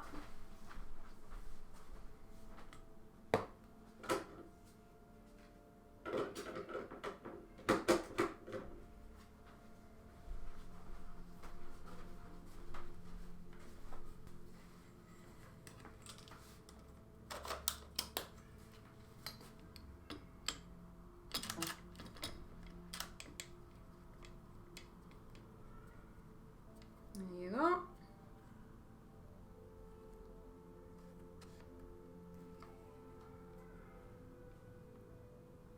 So, we're back.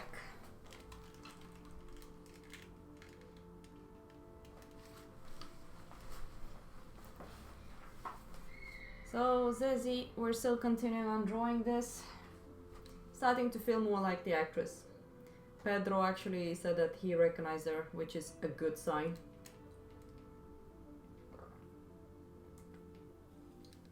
Okay, let's get back into it. Where's my pen? HP. Okay, here we go. I think that once she's kind of done and I'm kind of pleased with her. No, I have only one, but I have 2 batteries. I know that I can buy something that I can connect directly into the electricity, but I'm not very rich right now, so I can't really afford to do it since I already spent a lot of money to make this stream happen. I want to keep the stream as active as I can and as free as possible. So I'm just hoping that I'll get more people that will be interested in commissioning me, so I don't have to ask anyone for anything. Either that or I get a job. Either way is fine.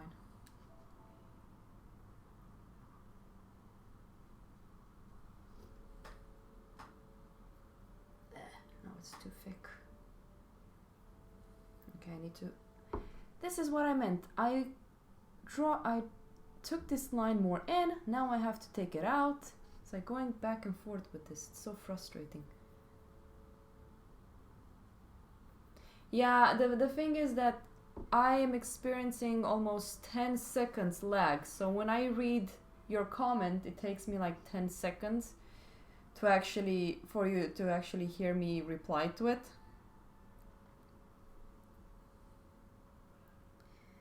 It's a weird lag. I can't do much about it. Okay, this is much better, this line over here. It's like such a soft line here, the jawbone. And I think that I might need to darken this value even more. Let's see. Let's do it. Let's darken it even more. Let's see what happens.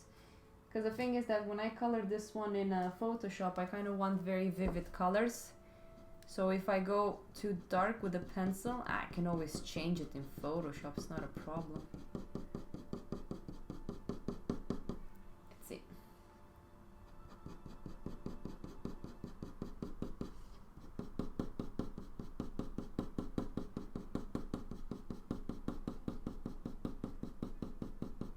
Zezi, are you drawing?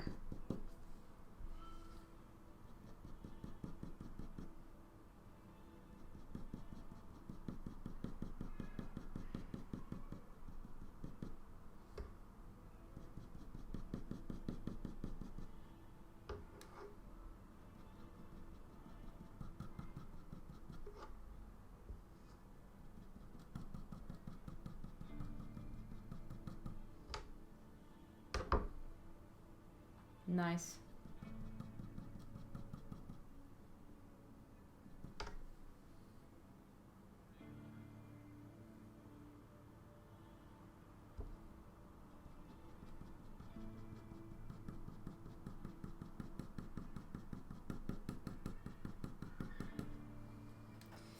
Okay, what do I need to do? Should I move that line? That shadow shape is too big. Okay, I need to... I'm gonna follow this reference a little bit more, because I feel like I'm drawing 2 sources of light.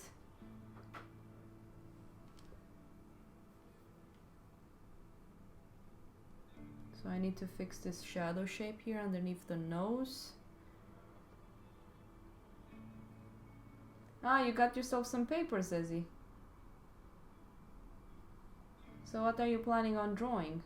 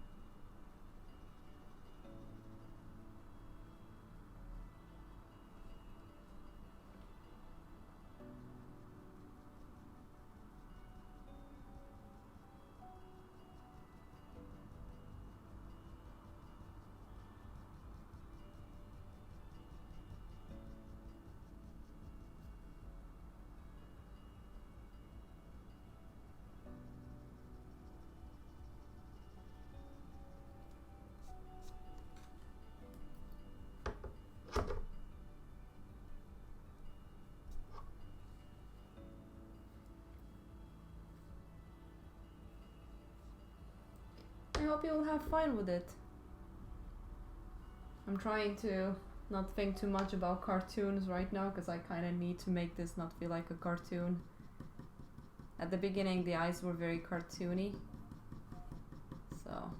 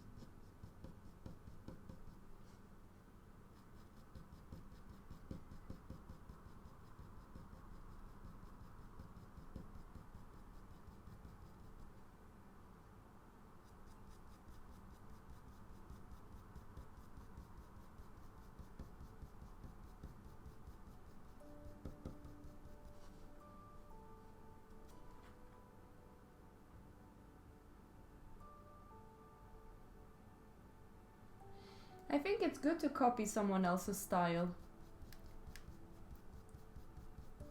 I mean, at the beginning, every artist has no idea what they're doing when they're learning. But, for example, one of my favorite artists, Jonas Inge Sargent, he copied after Velázquez, for example, or Frans Hals, Dutch painter. And he got an idea of their style because that's what appealed to him, that's what he liked, and he applied it to his own work. And with time, the more he practiced, the more he kind of surfaced his own style to his work. At the beginning, when you go to this kind of academic drawings, the majority of drawings looks quite similar between each other. It's because you're following a method, and of course with time you kind of change.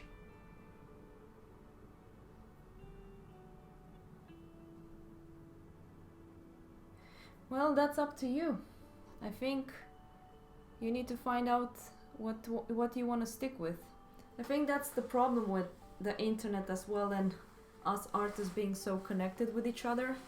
We see so many different styles and so many different subjects, and it kind of confuses us. I think it can be quite dangerous for a beginner, because you kind of don't know where to stop regarding what style you kind of want to work with. So it's not easy. I can't really give you an advice, because it's all up to you to stop somewhere, if you understand what I mean. I've been through that, and right now I got to a stage where I don't feel like I want to do master copies and copy other artists to find my style. I'm pretty much happy with where I am right now, but again, it took a long time for me to find that voice. I still don't think that I really found my niche. Like when it comes to my subject, I'm still exploring to find something that I can relate to, and that takes a lot of time. I think subject, it's very hard to find. We can all draw technically brilliant, but what do you want to draw? What do you really want to show to yourself and to the world, if that's what you're after?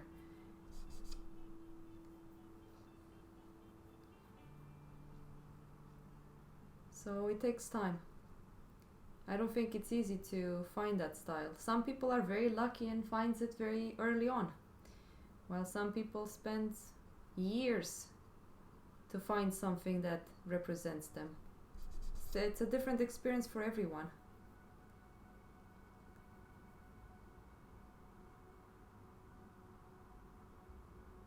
Are you saying that when you were 15 years old, you just enjoyed beautiful pictures, or what are you talking about?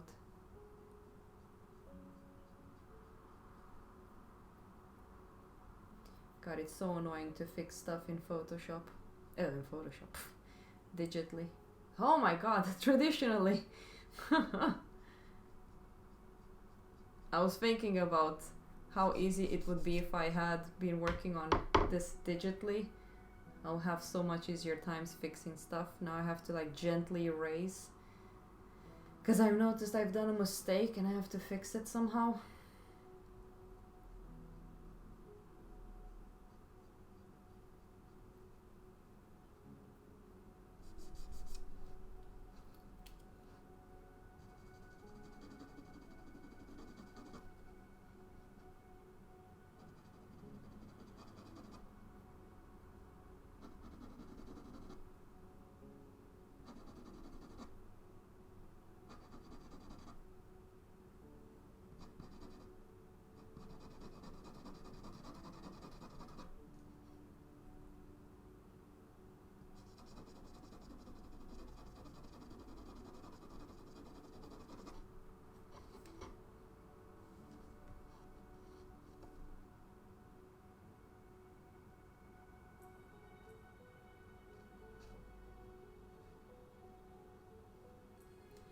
Well, again, Zezzy, it's all up to you.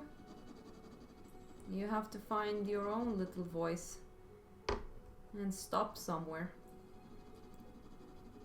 I know that you need to stop at the point, but right now, if you're just learning, just try your best to not think about creating a pretty picture yet, and just grab onto those skills as much as you can. Don't get too attached to your work when you're learning, because if you get too attached to your own work while you're still learning, in the process of learning, you will have hard times, like what I'm doing right now here.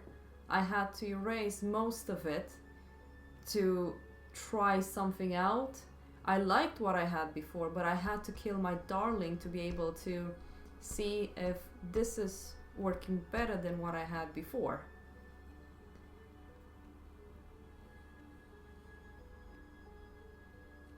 Yeah, I mean, that's how we start doing art. Artists in general gets attracted by, you know, things they find beautiful. I've met people that have no sense of beauty at all. They don't like art. They don't talk art. I mean, that's how it is. They just like going out, getting drunk, and whatever the hell they like to do. But the majority of them, it's kind of like that. But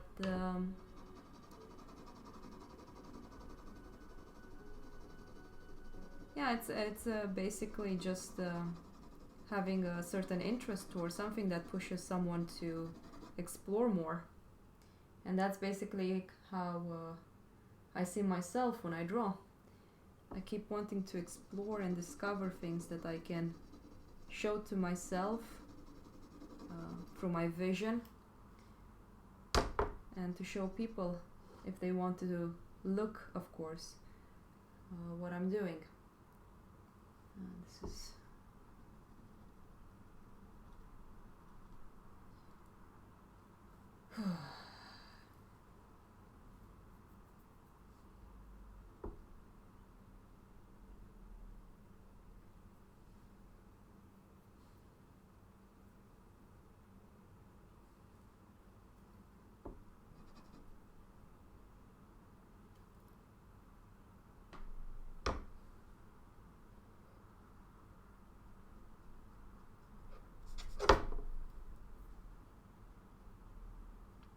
Thank you.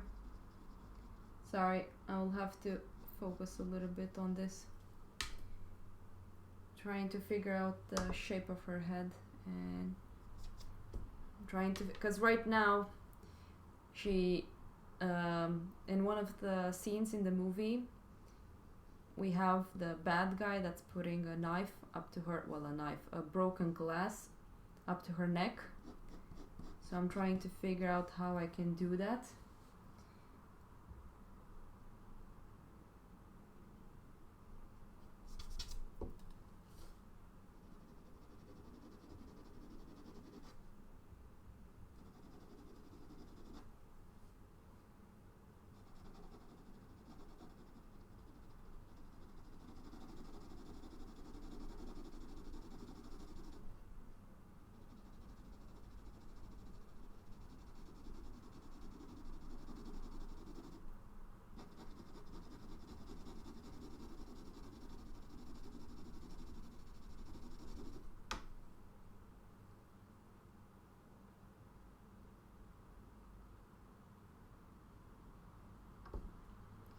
I don't think I understand what you just wrote, Susie.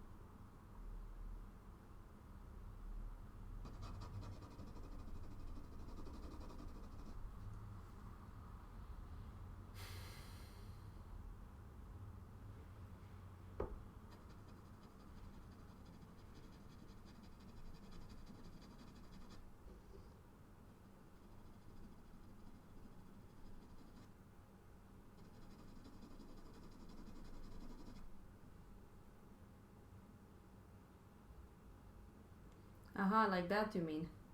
Yeah. It's fun to do this, but it's kind of hard for me because it's hard to focus while I also have the stream on. I mean, right now I'm at the stage where I really need to think. Trying to figure out this part, the underneath part. Yeah, I understand what you mean now, for sure.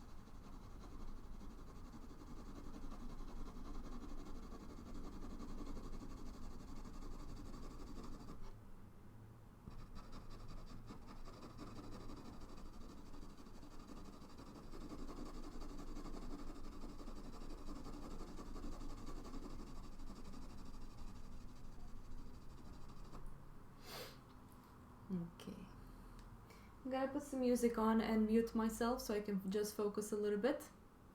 Hope that's fine.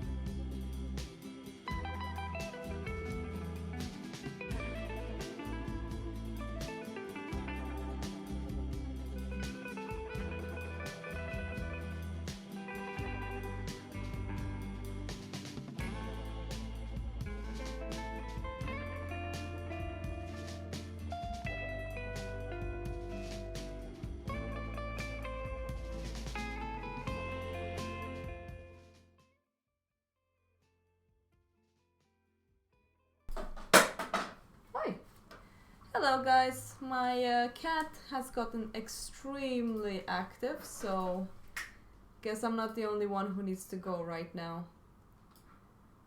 I don't think this is the most fun thing for you guys, the commission I'm working on. We'll see if I'm gonna live stream tomorrow. I might just try to focus on this one and do a good job with it because I really want to. And then I think the next live stream that I'm gonna have will be with oils. We'll see if I will live stream when I'm doing my commissions because it's gonna take a while.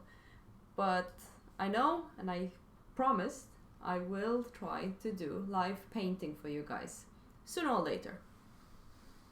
Anyways, thank you for today. Signing off now. Take good care of you guys. Ciao, ciao.